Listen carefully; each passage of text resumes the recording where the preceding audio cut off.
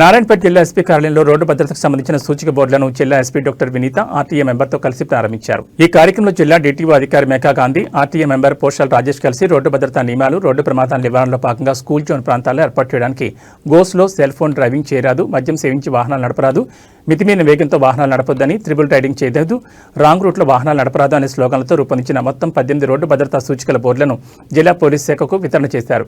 ఈ సందర్భంగా జిల్లా ఎస్పీ మాట్లాడుతూ జిల్లా పరిధిలో రోడ్డు ప్రమాదాల నివారణకు ప్రతి ఒక్కరూ బాధ్యతతో పనిచేయాల్సిన అవసరం ఉందని, ముఖ్యంగా పాఠశాలలు, కళాశాలలు, సమీప ప్రాంతాల్లో రోడ్డు ప్రమాదాల నివారణకు వాహనదారులు నెమ్మదిగా తమ వాహనాలు నడపాలని సూచించారు. ఈ విలువైన సూచిక బోర్డులను అందించిన ఆర్టీఏ మెంబర్ పోషాల్ రాజేష్ను జిల్లా ఎస్పీ అభినందించారు. అలాగే రోడ్డు నిబంధనలు అతిక్రమించిన వారిపై చట్ట ప్రకారం కఠిన చర్యలు తప్పవని హెచ్చరించారు.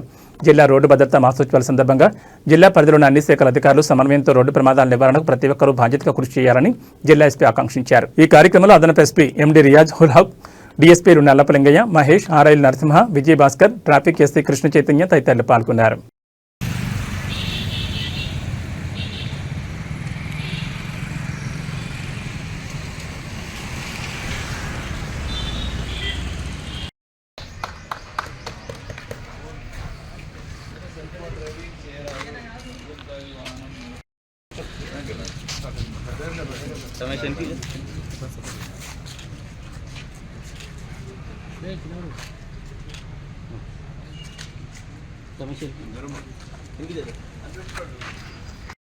అది నెక్స్ట్ ఎవరు వచ్చినా మెయింటెనెన్స్గా ఇచ్చేసేయాలి.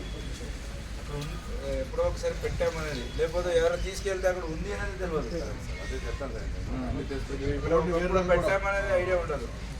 సో అది ల్యాట్ లాంగ్ మీరు అప్పుడు అది మీ దగ్గర కూడా ఒక స్కూల్ వాళ్ళు పట్టించుకోరండి.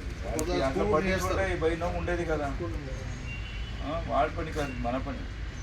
వాళ్ళు ఓకే మంచిగా ఉన్నంతకాలం బాగుంది అంటారు, పోయిన రోజు ఏమో వీళ్ళే తీసేసారేమో అనుకుంటారు, వాళ్ళకి పట్టించుకోరు. సో మీరు అది బాధ్యత తీసుకోవాలా.